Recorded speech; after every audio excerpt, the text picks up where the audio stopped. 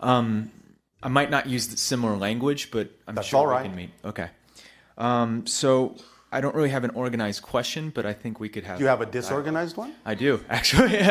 All right.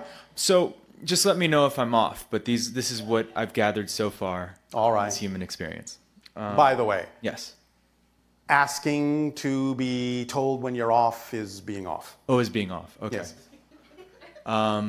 Just having some fun with it. Sure. Oh, perfect. So how I feel it is that it's all one infinite consciousness, and we're appearing within that. Well, in a sense, yes.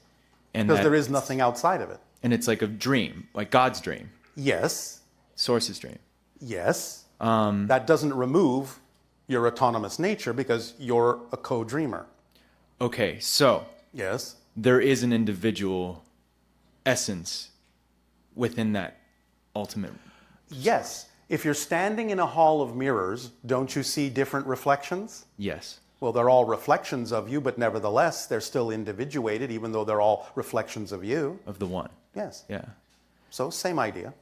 So is there an actual individual autonomous, you can say, soul that is reincarnating in different realities? Or is it the one infinite consciousness? Like once me, what I view as me, once myself is done, is Done it with just what? another? Done You mean with as the this- physical experience? No. As with this particular dream of The that I'm- physical experience. The physical experience. You're having this life, you mean?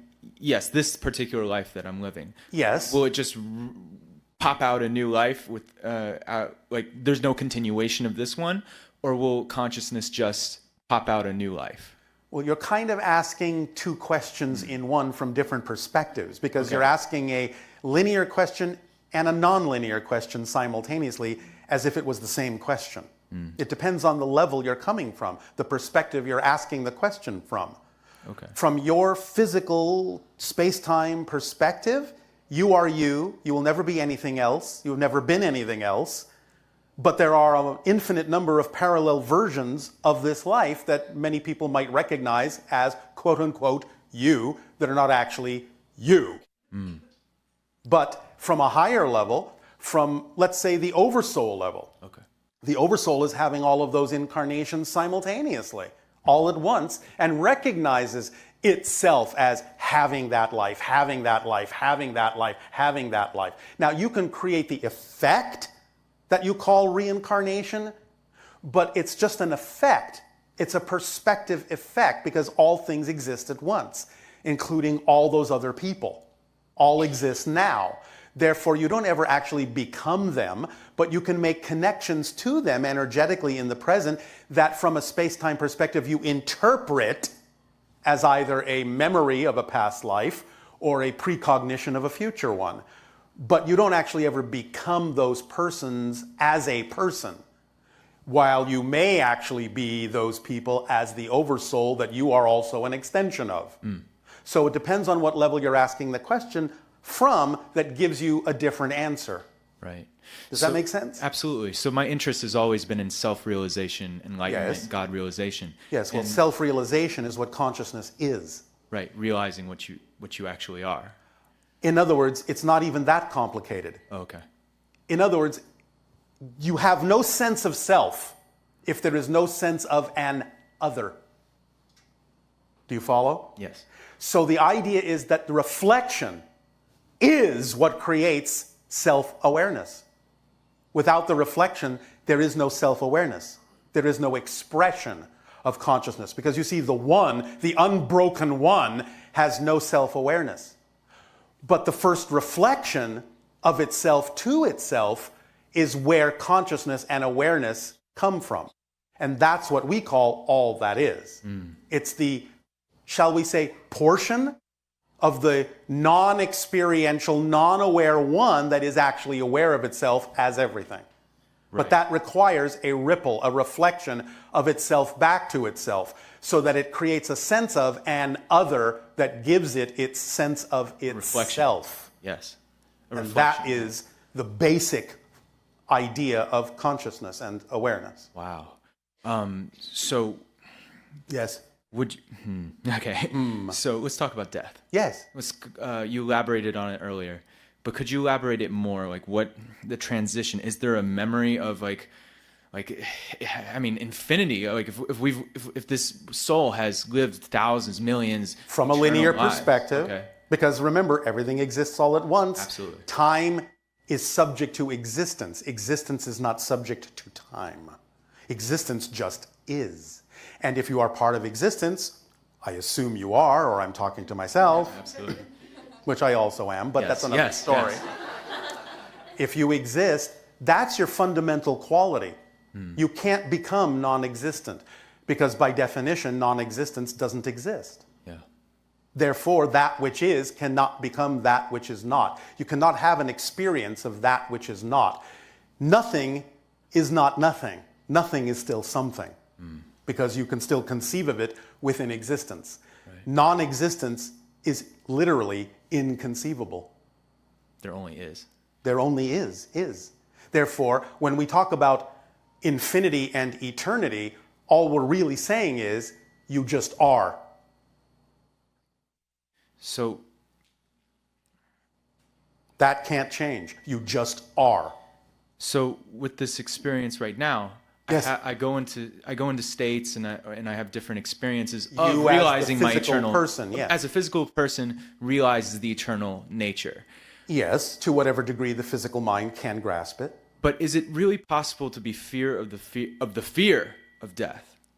Is it possible to be liberated of the fear of death while still in a physical body? Absolutely. Or is the mind always going to be in fear? No. Okay. You can arrive at a point where you have the ability to let go of all the negative belief systems, all the negative definitions. You will continue from that point forward to divest yourself, but not of negative beliefs, only of that which is no longer relevant.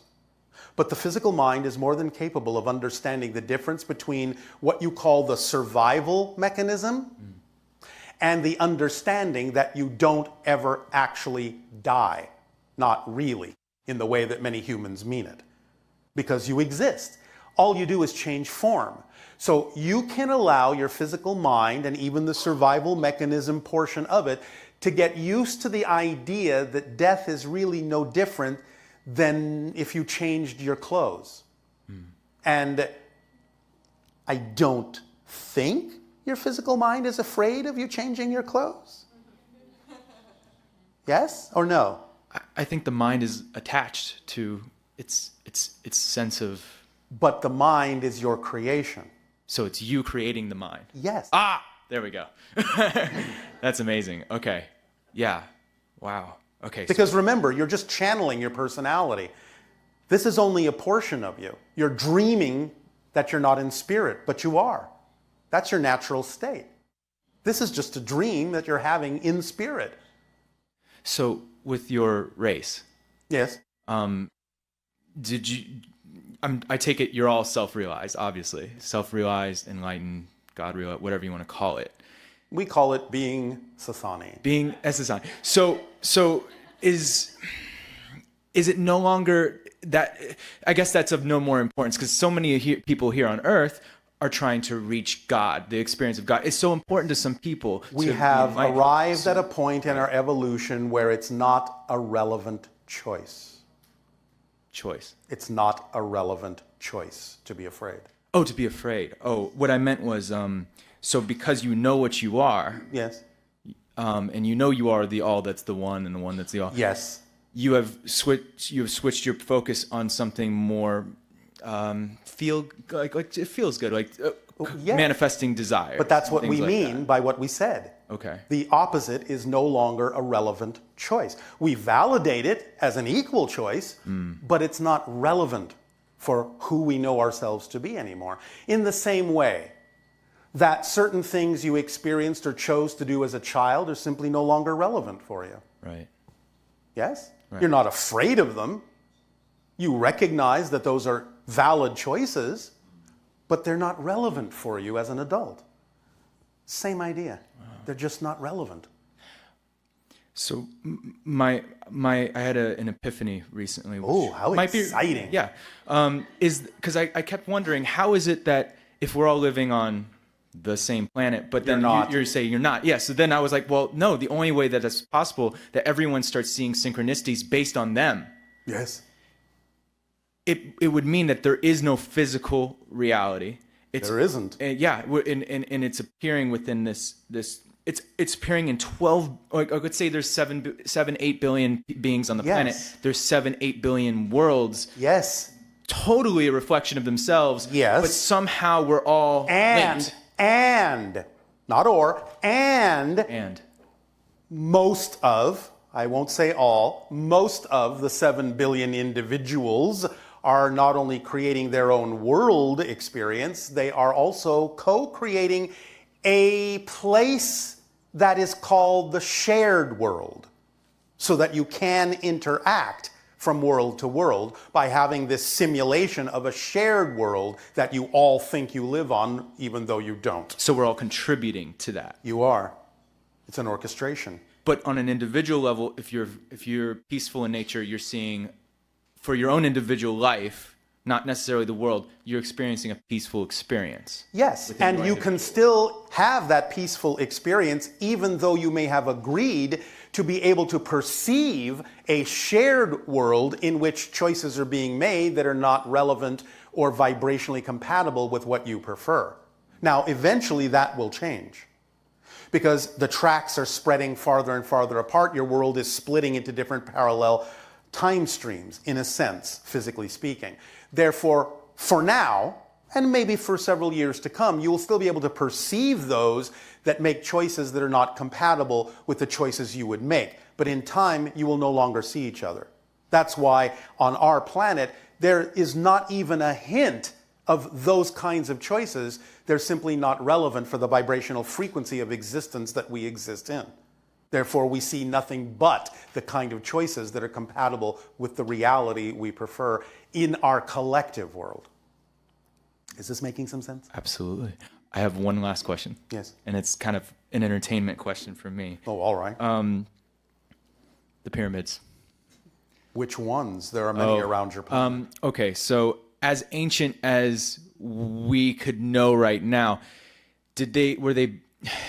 was it an ancient civilization that came here and built those, or did we at one time, kind of like in the Indian terminology, like the different ages based on consciousness? So was that built in a previous golden age by us, or did ETs come down and do that?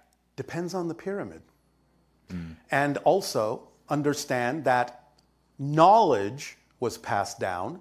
Most of them were constructed by humans. Some of them had help from extraterrestrial, extra-dimensional sources, but a lot of the knowledge was simply gained by certain individuals being capable of doing astral travel and retrieving the information that they needed. So we were more advanced consciously back then as well. Yes. In combination with extraterrestrials. In combination, here and there. It was a mix of things. And somehow we, like in Vedic culture, they talk about we went into a dark age. So would you say yes, we lost although our not connection? every place on your planet experienced that exactly in the same way, and not everyone actually even experienced a dark age. Many people on your planet tend to think that your history is representative of every single culture on your planet. It's not. Right.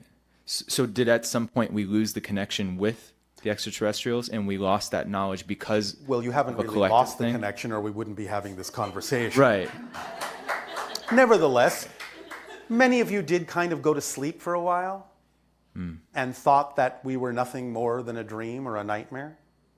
Now you're waking up. Here we are. And so we've always been here. It's just a matter of whether you could actually perceive it or not. Now, the shifts usually occurred because the Earth has a certain story to it, a certain program attached to it that used to be its major program. This is changing, but a lot of the idea of the ancient Earth program included, and still to some degree includes, the idea of certain cycles of renewal.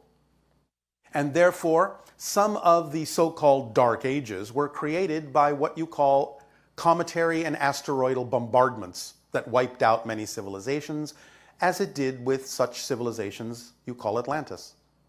That's why it disappeared in the blink of an eye. There was an asteroid that struck the Atlantic Ocean and wiped it out.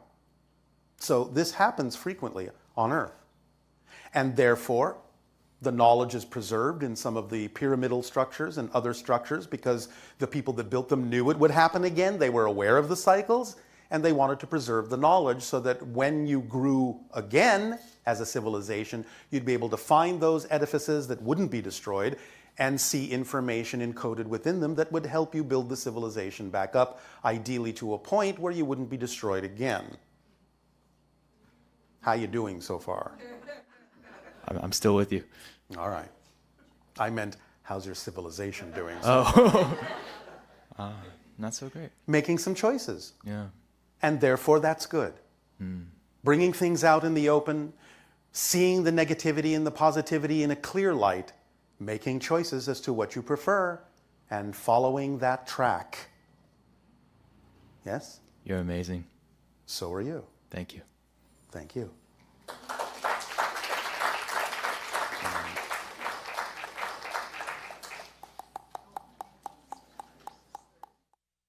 Please, all of you, remember, we can't be amazing if you're not. So you must be amazing too, or we wouldn't be, because we are all reflections of one another. The only difference between us, the only difference between us is that we know who we are, and you are waking up to who you are. Good evening, Bashar. And to you, good day. My first question is, how do we raise our vibration frequency so we can shift to the higher dimension besides being positive and grateful? Is that a weird question? It's a question that was already answered a little while ago. Was it? Oh, I wasn't paying attention. I'm sorry. All right. Would you like to hear the answer again? Following the passion? Yes, Okay. to the best you can. And the third part of the answer is no insistence or assumption as to the outcome of the action you take on your passion. Gotcha. That's the whole formula. I gave the instruction manual. There are no more instructions. Remember that conversation? Gotcha. Now, you mentioned earlier that the universe has negative and positive. Of course, every level does. Does that exist in the higher dimensions? Every level does. It doesn't mean you experience it in the same way. Just as we told you, the negative experience for us is simply not a relevant choice, but we're aware that it is a choice. It never disappears. In fact, the paradox is the more aware you become of the positive and the negative. That gives you the opportunity to understand that it's always a choice. Remember when we mentioned that little yin-yang symbol before? Yes. You know how one side is predominantly white and one side is predominantly black, and yet each side contains a dot of the opposite? Yes? Yes. That means that no matter how far you go into the positive, no matter how far you go into the negative, there is always the choice to touch into the opposite. That never leaves. There is the center line, which is the balance point, that gives you the freedom to choose what you prefer, but that doesn't mean you invalidate what you're not choosing. It just means you neutrally don't prefer it. It's simply not relevant. But you don't dismiss it. You don't invalidate it. You can use it to your advantage. This is most often summed up in the little phrase, it's easier to see a candle flame when it's surrounded by darkness. Therefore, the darkness has benefits if you know how to use it to frame and highlight the light. Yes? Yes. Is this helping? Yes. All right. Okay. And Anything else? yes, as a matter of fact, I'm a flight attendant, so I chose to. Does that mean you're often high? No. Well, I chose this profession so I can travel to all these ancient sites like Yes. the How pyramids. exciting. Very exciting. Yes. But But, you mean and? yes. Yes. I have this strong desire also to explore other planets. Go right ahead. Like when I Go right ahead. When I leave this physical dimension. Well, will I you be- do it astrally. Do you mean Okay. physically? Well, maybe physically. I don't know. Oh, you don't know? Well, then not much of a excitement if you don't know. Oh, that's true. Yeah. Well, because I'm a big fan of Star Trek. We understand. So, So let it guide you. oh, okay. You do visit other places, all of you, when you're asleep, Just in astral form. how come we don't remember them? Well, they may not necessarily be relevant for you to remember those experiences on Earth because they might clutter up your ability to simply live your life. You wouldn't know if you were coming or going. Oh, okay. I see. Gotcha. Yes? Now, you can incorporate more of it, and in fact, the idea of your attractiveness to that particular program is a sign that you are having those kinds of experiences, or you wouldn't be attracted to it. It wouldn't seem natural. It wouldn't seem familiar to you. It wouldn't seem to be representative of the kind of reality that you prefer if you weren't already connected to those realities.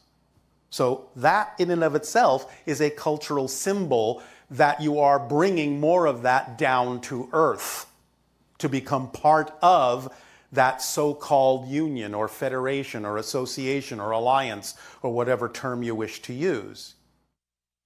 When open contact with your world begins in the window of 2025 to 2033 and 40, sparingly at first, but accelerating from there, you will find that eventually Earth will become a member of the Interstellar Alliance.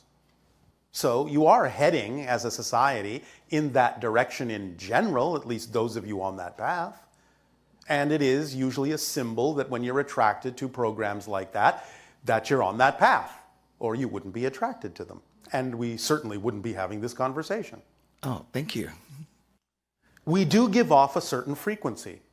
And if you're attracted into that frequency and create these conversations with us, that again can be another marker and another symbol and another sign that you are walking a similar path vibrationally. Gotcha. So this, right now, this is the beginning of contact. These are the first stages of contact. Conversation. To see what ideas you are willing to absorb and which ideas you are not. And then we can gauge whether you are more or less vibrationally compatible to continue to accelerate the process of open contact with your civilization. I'm a first contact specialist. This is what I do. And it's what I've done with many civilizations. In particular, I chose Earth because I knew it would be so very exciting. It's very exciting. Now, is there a crystal that since this seminar is about crystals, Yes. is there a crystal that you can recommend that we use? You understand that we did energize and create the idea of the contact crystal as a vote for contact, but it's really up to you to decide what you're attracted to. Because that's your permission slip. That's why you'd be attracted to it. So whatever kind of crystal you wish to use as a permission slip is really up to you to determine based on whether or not you're attracted to it. But please remember, like all permission slips, it's simply something your belief system says you need in order to give yourself permission to be more of who you are. You're actually the one making the change. Yes? Yes. So, if you want to use a crystal permission slip, that's up to you. Have fun with it. If you don't, that's fine too. All tools, all techniques, all rituals, all objects are permission slips that you use to give yourself permission to be more of who you are. And ultimately you realize you're the ultimate permission slip since you're the one making the change anyway. And none of these things are actually doing it for you. But you may believe you need them, and that's fine. If it works, as you say, to lubricate the process, grease the wheel, then use it. Thank you. Does this help? Yes, sir. Then pleasant dreams and happy journeys to you. Happy journey.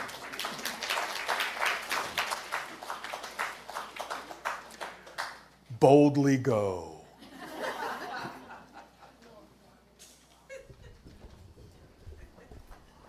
Hello, Bashar. And to you, good day.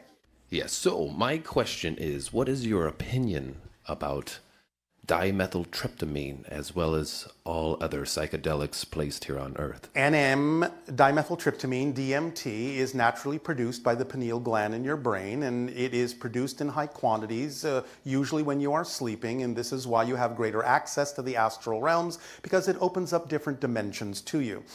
DMT requires also very specific dosages because different dosages operate at different frequencies and create different experiences because they tap into different dimensional realms. Fantastic. When you act on your passion, you do increase the production in very specific ways of DMT within the pineal gland and within the brain and within the body. And it can guide you to those vibrational compatible dimensional realms that will be more representative of the experiences you need to have to continue on your path. So would you recommend, like, let's say,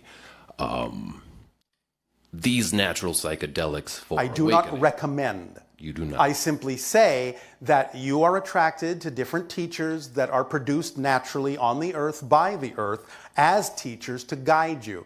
Whatever you are attracted to as a teacher, you can use to your advantage if you do it in an appropriate fashion. But the thing to always remember is that they are engendering within you familiarity with certain kinds of energy states. And eventually the idea is that you generate that state on your own without needing the teacher. At a certain point, continuing to need the teacher instead of generating it on your own becomes a crutch or what you call an addiction. But if you understand that the teacher is simply teaching you how to become familiar with the state that you can ultimately generate yourself, then you are learning the lesson the teacher is designed to teach you.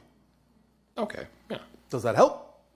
It was just a question. So Well, and sure. it was just an answer. Yes. So I have one more question. Yes. What is your opinion upon well, let me see if I can formulate a little better. So How about what is our observation? Because it's not about really having an opinion. It's simply that we are telling you what we observe. okay, so I believe what I observe is that there has been a millennia-long, let's say, monarchy controlling our blue planet. Let's say the 13 bloodlines. Yes. Is that coming to a close soon? Not on that version of Earth, but on yours, it could. Remember, there are multiple versions of Earth. You never change the planet you're on. Okay. You change yourself and shift to another version of Earth that is more representative and reflective of the change you made within yourself. But those kinds of experiences, as you described it, will continue to exist on certain versions of Earth. What about this version? What version?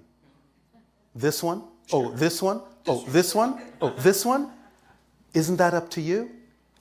Okay, yes, makes Well, sense. Sure. Then, even though you can still see it, understand that because of the splitting into parallel realities becoming more visceral and more physical, just because you can see it doesn't mean there isn't a glass wall between you and them. They can't reach you.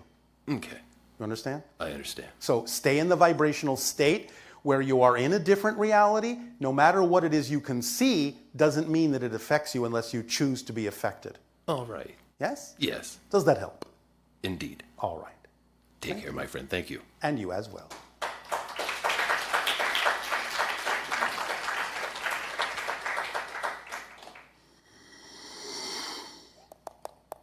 Hi, Bashar. And to you, good day. I wanted to ask you if you could elaborate on the connection between Sirius star system and our emotions and emotional streams. Emotions are connected symbolically with the idea of water. The Sirius vibration is also connected to the idea of water. It has the concept of fluidity, the idea of being able to dive deeply into yourself, into your consciousness, and discover the treasures buried below. Sirius is a bright light, the brightest star in your sky, and thus an illumination of the path that is true for you. It is connected telepathically to the dolphins and the whales who commune with the beings of Sirius constantly, and therefore live in the ocean, which is a conductor of that energy much better than the air around you. Visiting the dolphins and the whales and communing with them will also increase your ability to connect to the Sirius vibration and to gain balance and illumination within the emotional body of your being. That's beautiful. Thank you. That came directly from Sirius. Wow. If you could tell the slight difference between the energy there, Yeah. it wasn't typically us. It was an overlay of Sirius energy. Because our mentor and our collective higher self is the non-physical consciousness of Sirius. Amazing. We are all going up the ladder together in a triad. Sirius, Essassani, and Earth. Or should we now say Os, Eshakani, and Inanika, the three elevated names for Sirius, Essassani, and Earth. The fourth density names. Does this help? Yeah. Does that answer your questions, or is there something else? That answers that question. I have one more. Oh, all right. I wanted to ask about the Fool archetype and what that teaches us about unconditional love and being more fully human. I guess you just said what it teaches you.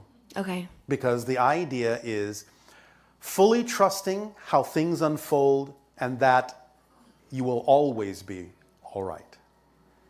And to some people that may seem foolish, but the fool is the wisest among them. Does that help? Yeah. Is there some connection to the power to forget in the Fool? In some senses, it's not exactly the power to forget, but that's a natural side effect of living in the moment, because you just know what you need to know when you need to know it. You don't have to rely on the concept you have called memory. You just know what you need to know when you need to know it. It's not about forgetting in the classical sense. It's just about not knowing until you need to know. And then knowing that when you need to know it, you will know it. It will not come to you a second later than you need to know it. Neither will it come a second sooner than you need to know it. It will be in perfect timing, because synchronicity is the organizing principle.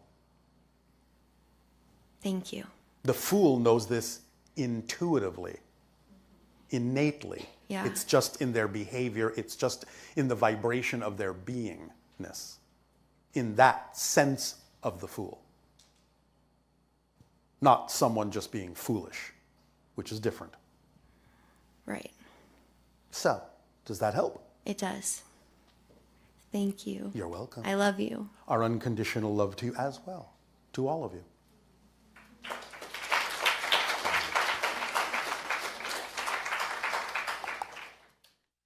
Hello, Bashar. And you, good day. I heard on the radio today that about 51 pilot whales beached themselves in New Zealand. Yes. Can you offer an explanation? Magnetic anomalies shifting in your electromagnetic field confuses them sometimes. But it also gives you people an opportunity to engage with them in a different way, to understand how to balance your world in a different way. Can you elaborate on that? I already have.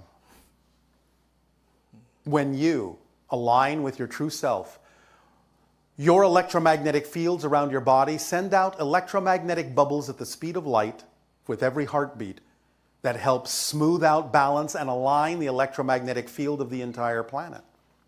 So empathizing with those beings, matching frequency with those beings, communing with those beings who may suddenly appear in your realm because of an electromagnetic shift in their orientation, is an opportunity for you to realign the electromagnetic field of your being, and together realign the electromagnetic field of your planet. Colloquially speaking, linearly speaking. Excellent. It's not an accident that you call them pilot whales. Pilot yourself along the correct path that is the correct one for you. You are the navigator. You are the pilot of your reality. That's at least one of the simplest symbols that they represent. By beaching themselves, they're giving you an indication that there is now something out of balance, what you would call pilot error. Pilot error has caused many crashes. Don't crash. Yes? Yes. Does this help? Yes. All right. So- And? Will that pilot error only be relevant to people who are aware of this beaching? No. There are other expressions, other ways of understanding the expression, other ways of interpreting, other ways of applying it. But nevertheless, you're aware of it, so you can use it that way, since it's something that came into your awareness, your reality, since you co-created it for yourself to be aware of. Yes? Yes. It's up to you. Okay. Perhaps it will help you all develop some new zeal for life.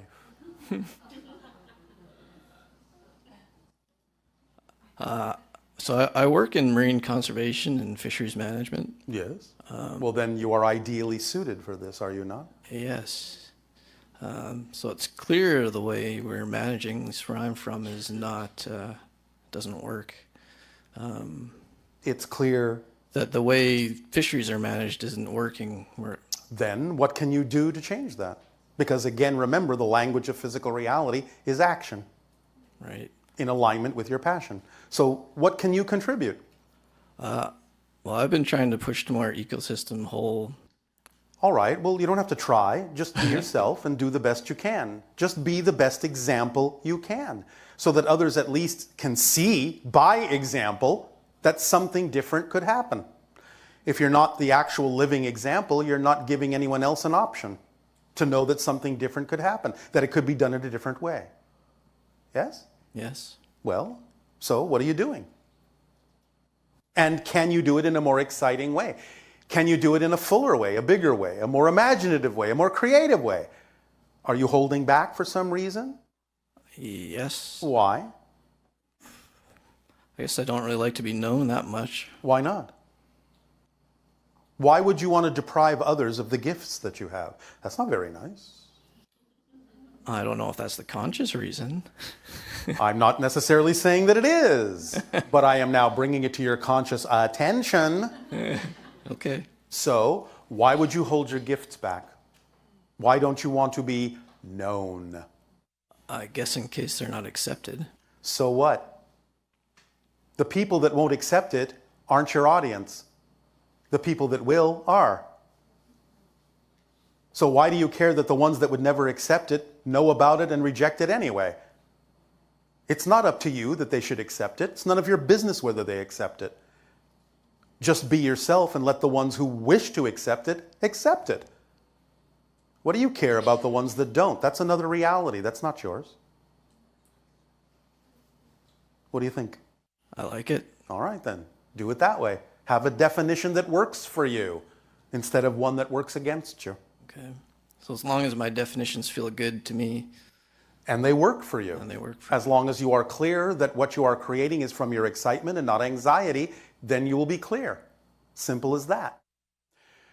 As we have often said, there are no one-sided coins. If you have the head, the tail must exist or there is no coin. So if you have a gift to give, that should tell you, by definition, someone must be waiting to receive it, or you wouldn't be excited about giving it, because that would be pointless. So if you have a gift, someone is waiting to receive it. Don't keep them waiting. Yes? Yes. The ones that are not waiting to receive it never will, unless they change into those that do. And if they do, then there will be more that are willing to receive it. If they don't, that's another reality that's none of your concern. Yes? Yes. Don't put so much weight on your shoulders. It's not your job to determine what other people do and don't accept. It's none of your business. Yes? Yes. Doesn't that feel a little lighter? Feels good. All right. Remember, your own bags weigh nothing. If you feel weighed down, it means you're carrying around bags that belong to someone else. Drop them. They're not yours. Yes? Yes. Thank you. Thank you.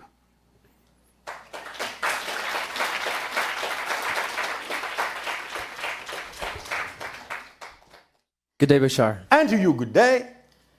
I had a question about people on Earth. Have you met anybody who is a contact specialist like you, but from Earth?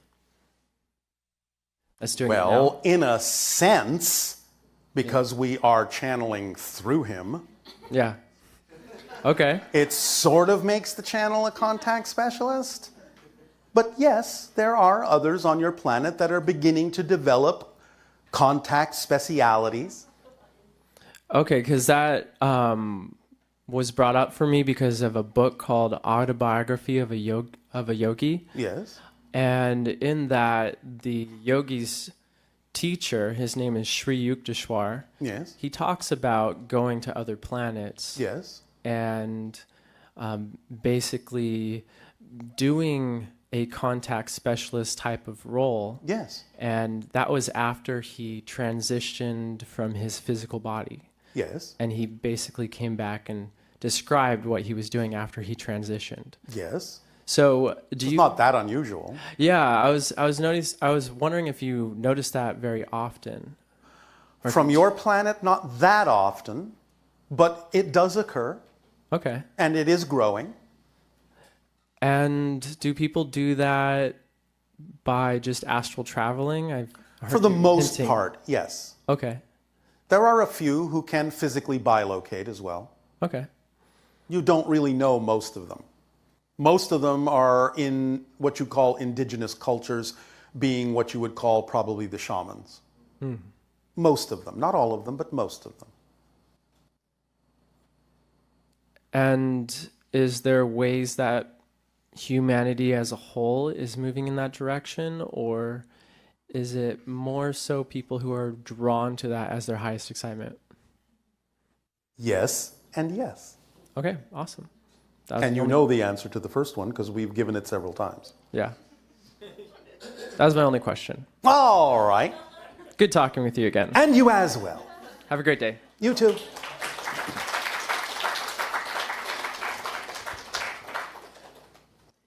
Hello, Tadeo. Nania.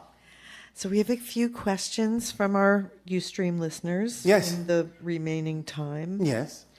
Okay, so the first one is, what exactly is meant by the structure of existence? The 5 laws.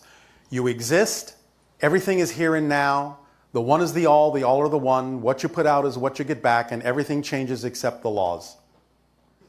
That's a description of the structure of existence. So it's interesting because these questions are, what is the relation of the structure of existence to the 5 laws?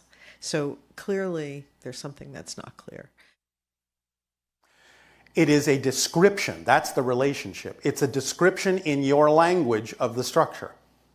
That's the relationship. And the structure and existence itself is just isness, right? Yes, just isness. But the 5 laws describe what it is structurally, how it is interpreted in the realities that you call your reality and other dimensional levels of reality. That's the interpretation of the structure, is what we call the 5 laws. Now, this would include then the one where it doesn't have self-awareness? No, because there's no awareness, no experience. Right. But it is still subject to the idea of isness. It is the one. This is a description of the one. Its existence itself is the one. There's no difference there. So it's simply the one experiencing itself in a reflective reality.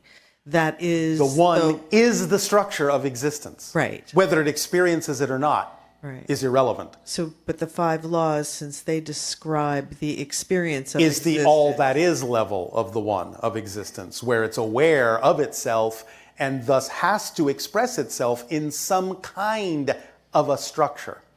Otherwise, there is no reflection.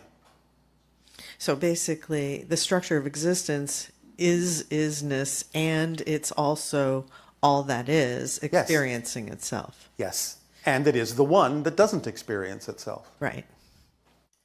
Got it. Okay. So the other one was, who decides what I need? How do I find out what I, and not some other power, law, whatever, needs? By following your passion to the best you can with no insistence or assumption on the outcome. Synchronicity will provide you exactly with what you need.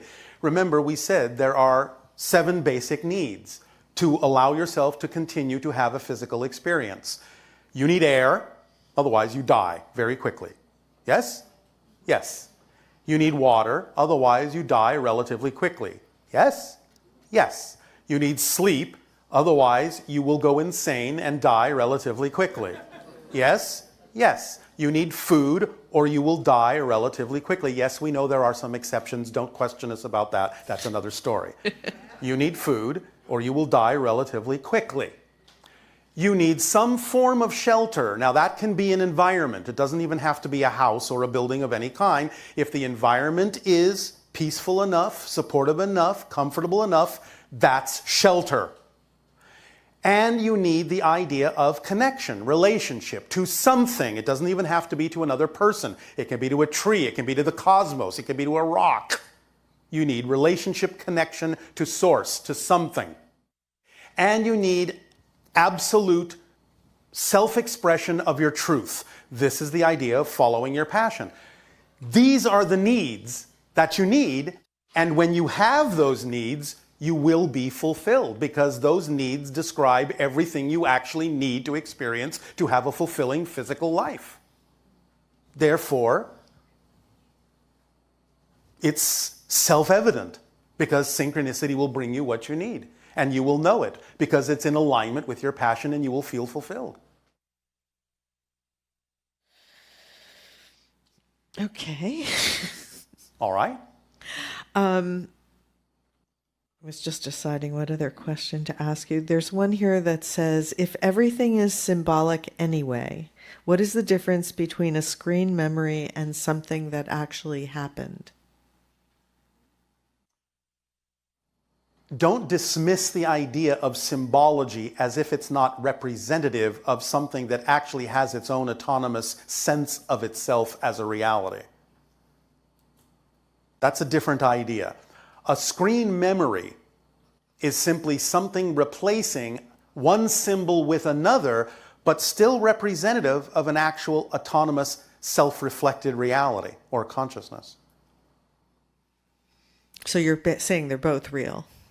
They're both real as experiences. Right. So, because even the subconscious mind, doesn't it, if it sees something else being hurt, it actually internalizes that and believes it's happening to the physical body? Yes.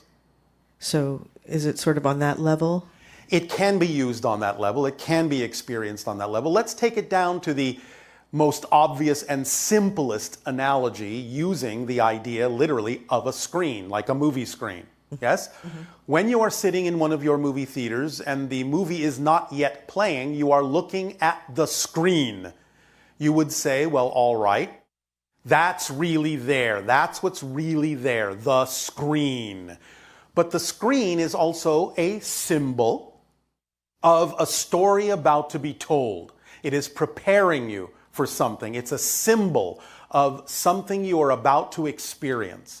And when the movie is projected on it, then you could say, well, that's a screen memory, because I'm now seeing something other than the screen I originally saw, but that particular symbol is still giving me a real experience. So they're both real in their own contexts, and they're both symbols in their own context, and the experience of both is real, and both of them are illusionary projections of consciousness that are arranged in a context that serves a purpose.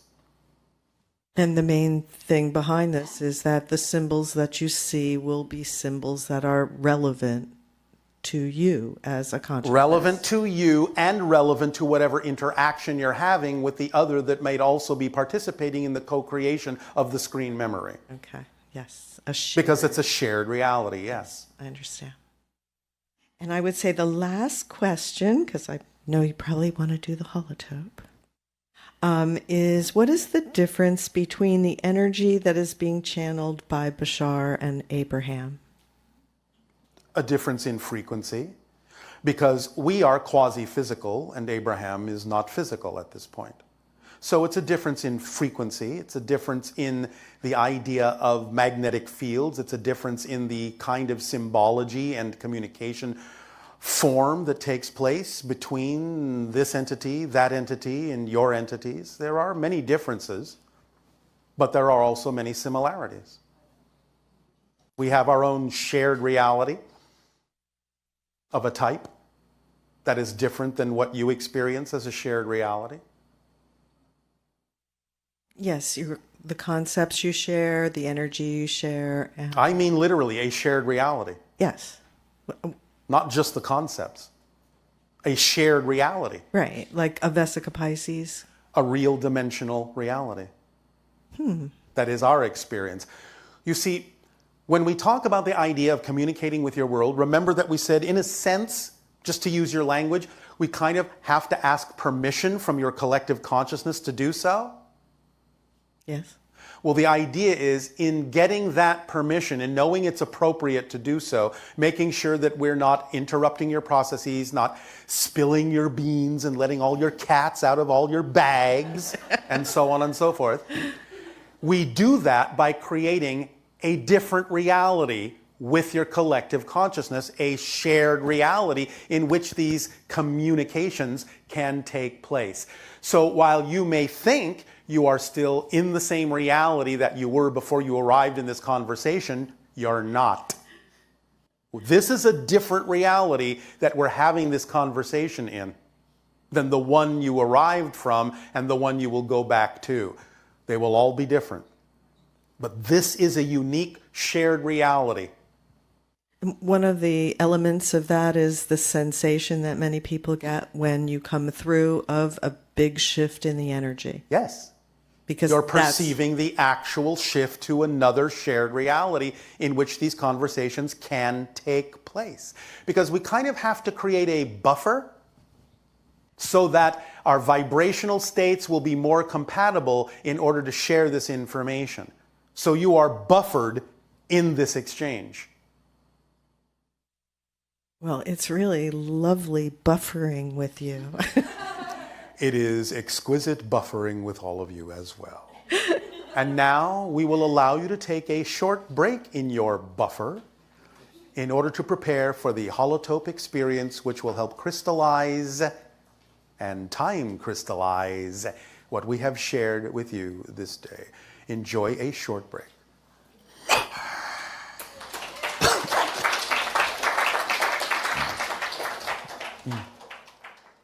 Bashar. And you, good day.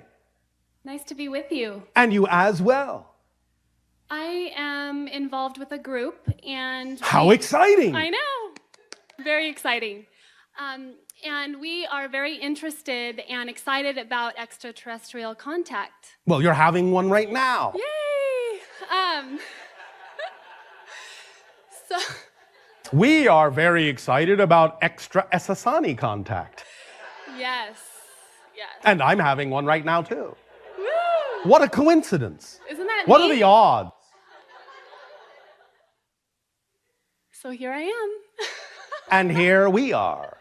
What would you like to discuss now that this contact has occurred? I would like to discuss my involvement with the Yael. Yes. What would you like to know? Oh, one moment.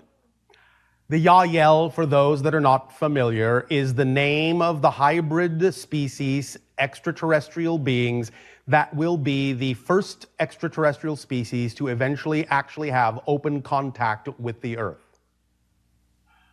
Go ahead. You have some specific door you wish to walk through on this subject? Yes, And that would be what? I would like to know if I've had any interactions so far. Yes. I have. Yes. And may it be possible that I am to assist with them? You are assisting. Okay, good. You just don't know it yet. Okay. Remember, one of the things that we have said that we use as a barometer is that many of you have actually already had contact, perhaps in a slightly different dimensional plane than your physical reality, but you don't remember it yet. And the reason you don't remember it is because that forgetfulness is used as a barometer. When you start to remember that you've already had contact, whether that memory comes back in the form of an awaking recognition or a dream recognition, doesn't matter. When you start to remember you've already had contact, the rate at which you remember contact has already occurred is a barometer by which we can tell how much readier you are for more contact. You understand? I do. So what is keeping me from remembering my contact and actually... Nothing. What makes you think you have to remember more than you do at the moment? I want to. You want to, I do. but maybe you don't need to. May I ask you a question? Yeah, sure. Anything. Thank you. Are you acting on your highest joy every possible moment that you can to the best of your ability with zero expectation for the outcome? Yes. Are you sure? Yes. Do you believe that that's all you need to do to allow your life to unfold in a natural way so that everything you need to know will unfold in perfect timing, and that means you don't need to know what you don't need to know a second before you need to know it, but that you trust you won't know it a second later than you need to? I'm working on that. Then that means the original answer ought to have been no. Right. You understand? I do. Understanding, knowing, is synonymous with action, with behavior. What you know for sure to be true, you just do. It's not about believing it. It's not about faith. What you know, you just do. Knowing is synonymous with action. Intention and action are the same. No, they are not. Okay. But they ought to be. Okay. Does that make sense? Yes. Many people on your planet have segregated these concepts. I have an intention. Really? All right, well, when will you act on it? I don't know. I just intend it. All right. But yes, fundamentally, intention and action are synonymous. But it's knowing and action really that are synonymous.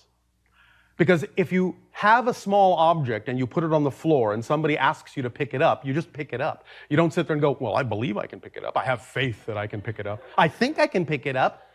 You just know you can, and when you know you can, you just pick it up, showing you that knowing and action are synonymous. So the idea of acting on your highest joy every moment is also synonymous with knowing and understanding the structure of existence itself. And part of the structure of existence itself, if you understand it, if you know it, would tell you, would be obvious to you, that things unfold synchronistically in perfect timing, exactly as they need to. And if there is something right now that you don't know, that you have no ability to act on to know, then you don't need to know it yet. But that if you do need to know it, nothing will stop that knowledge from coming to you. You will know it exactly when you need to know it. You will not know it a second before you need to know it, but you will not know it a second after you need to know it. This goes hand in hand with these definitions that many people on your planet have that gets them into trouble all the time, such as the idea of abundance in the form of money. And people say, I wish I had more than enough. No one has more than enough. No one has more than they need. Everyone has exactly the perfect reflection of what they believe is true for them. It doesn't matter whether you have money sitting around in the bank that's not immediately being spent. It doesn't mean you have more than you need. It means that if you attracted that, or whatever form of abundance you have attracted, because money is not the only form, then you have exactly, perfectly the equal reflection to the vibratory level that you are operating on in context to that concept. There is never more than you need, and there is actually never less than you need. Remember, watch your definitions. People that explore the idea of lack often think that they lack abundance. No one lacks abundance. If you're experiencing lack, it just means you have an abundance of lack. Do you see the difference? Yes. Because if you understand that you have an abundance of lack, an abundance of the experience called lack, then you understand that that means you don't have to learn to be abundant. You just have to change what you're abundant in. That's a big difference. A big difference. Because you don't have to learn how to do that. You just have to shift to a vibration that's more representative of the form of abundance you prefer, rather than thinking, oh, I have to learn how to be abundant. I have to learn how to trust. You don't have to learn how to trust. You trust 100% all the time in something. But sometimes you trust 100% in a negative idea that you don't prefer, that's out of alignment with your truth. But you don't have to learn how to trust. If you weren't trusting in something all the time 100%, you wouldn't be having an experiential reality at all. Yes? Yes. Make sense? Does. This is part and parcel of what it means to have a full and complete understanding of the nature of the structure of existence. Because once you understand the nature of it, the structure of it, all these things become obvious. You see the framework, and it just becomes obvious how all these concepts fit. And you can always take a concept and put it up against the framework and see what fits and what does not. And what does not doesn't belong in your life. Right. Doesn't fit with you. Because you have a unique perspective of that framework. So what doesn't fit your unique perspective for you doesn't belong in your life. It belongs to someone else. You've picked it up along the way. It's a belief that you have borrowed or stolen from someone else. Don't be a belief thief. Yeah, I'm recovering. You're recovering. All right. Have you taken the 13th step? I am now. All right. What is the 13th step? Do you know? I don't. Then how can you take it? I believe it's love, unconditional love. Love has everything to do with it. But the idea of the 13th step is the full understanding that all change, any change, is a total change. And that means that even though you may say, oh, it's just a small little change, that's not accurate. If you understand that every change is a total change, and I mean total, take me literally, of everything, you are in a different universe as a different person. Literally, literally, literally, this is not a metaphor. That's exciting. And when you know you are at every moment a truly different person and choose to define yourself in that moment as a truly different person, then you will understand that even if you still hold on to the concepts of past and future history, the person you are now, the person you define yourself to be right now, has a different history than the person that was there a moment ago. And that means, with regard to things like addictions, that if you truly define yourself as a different person and you know that to be true, remember, knowing is synonymous with action, then it's not about the idea that you no longer have the addiction, it's the idea that you never did. You see the difference? I do. And when you know you never did, then of course there's no urge. You never had one. Because you're a person who never experienced that. That's what the 13th step actually means. Are you beginning to get the picture? Yes. Remember that you're shifting literally billions of times per second through parallel reality sequences. Billions of times per second. In fact, shifting your consciousness through billions of static, unmoving, parallel realities per second is actually what creates the side effect you call as time and space and change and movement. Time is the side effect of the shifting of your consciousness through billions of static, unmoving, unchanging parallel realities in the same way a projector light moves through frames on a film strip. You know that no one frame ever moves. You only get the illusion of movement when you run all the frames past the projector light. The projector light is your consciousness. Parallel realities are the frames on the film strip. You move through them, in a sense, or they move through you, billions of frames per second, creating the illusion of space and time and change and movement. But if you understand that, then when you realize you are actually shifting from parallel reality to parallel reality, another version of Earth, another version of Earth, another version of Earth, another version of Earth that is reflective of the vibrational changes going on within you, then you will realize your world actually never changes, only you do. And you just take yourself to another Earth billions of times a second that's simply more representative of the vibrational change you made within your consciousness. Can you wrap your mind around that? Yes, I can. Then you're beginning to get the beginning little inkling of what the true nature of existence really is. When you can really start to wrap your mind around that, when you can really start to viscerally understand and see that structure and how it really exists and how you truly create the reality experience you're having, then all these ideas will be as obvious to you as it is when someone asks you, what color is a red rose? And you say red. Because that's not an opinion, it's an observation. And to us, when we answer these ideas, when we discuss these notions, these concepts, and we give you this information, we are simply looking at the nature, at the structure of existence, and it is as obvious to us as the color of a rose is to you. Make sense?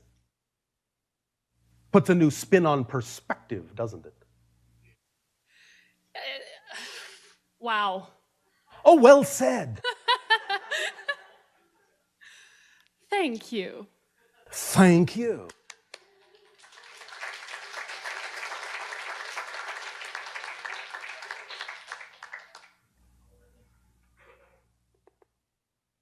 Hello, Bashar. And you, good day. It's nice to have this second interaction with you. Oh, all right. It is always the first time, though. Yeah. Or is it really even the third or fourth or fifth? No, always the first. That makes sense. There's a civilization that Speak up so that all may hear what you have to share. There's a civilization that I've been curious about for a long time. Such as? Their planet is described as being 10 light years away, 2.5 times larger than our Earth, with 2 concentric rings around it, mostly covered with water, scant islands, and high population density. What civilization are you describing? In our language, they're referred to as Iarga, I-A-R-G-A. Oh, we understand. Okay. It is actually not in your reality. It is another dimension altogether. Remember that even though in each reality, those realities, those galaxies, those universes may seem physical to them and are, they're not necessarily physical to you. And yours is not necessarily physical to them unless they make a shift into your frequency domain. It is similar with us. Our civilization orbits a star that is approximately 500 light years in the direction of what you call the Orion constellation, but you can't see our star because we're not in your dimension of reality. We have our own universe. But that's how it would appear if it were to overlap yours. So what you are referring to is a civilization that would be, in a sense, around a star about that distance if they were actually in your reality, but you're just describing an overlap, how it lays over your particular galaxy, but it's not in your physical reality at all. It's in another physical universe. Does that make sense? Yes, it does. As it seems that our visible universe is just a small sliver of what's actually out there. Yes. All right. What's actually in here, you mean? Right, because it doesn't exist out there. Not really, it's just a reflection. And is that one of the civilizations that may make contact with us in a... They do on a certain level, but not exactly as you may think. It is more of a mental contact, but it brings with it the idea of physical projections that may make it seem like a physical contact. Okay. You understand? Yeah. Does that answer your question, or is there something else you wish to discuss? Well, the other question I have is in my childhood, which you would say is still going on. Of course. I had an experience which is unexplained and unusual. Define. When I was 5 years old, I saw something unusual at the foot of my bed. Define.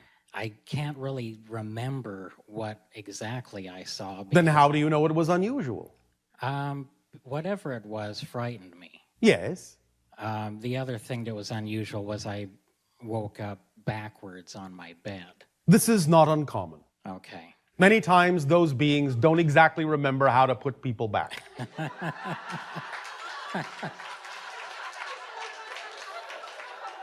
So I had a temporary... However, I am actually being facetious. Because they actually knew exactly what they were doing. Because they created what? A mystery for you. They sure did. So all of those things that people have described in what you call alien abduction phenomenology, when they seem to get things wrong, put you backwards, put your clothes on inside out, leave you outside on a country road miles from your house, it's not because they're forgetful chaps. It's because they understand that certain things need to awaken within you, and that if you have a clue that you must follow, that in a sense a mystery will follow you through your life, and that someday, somehow, that mystery must be answered, must be solved. It will lead you down a path that will allow for some awakening to occur as it needs to occur in your life. I understand. Does that help? Yes, it does. Thank you. Pleasant dreams to you. Thank you.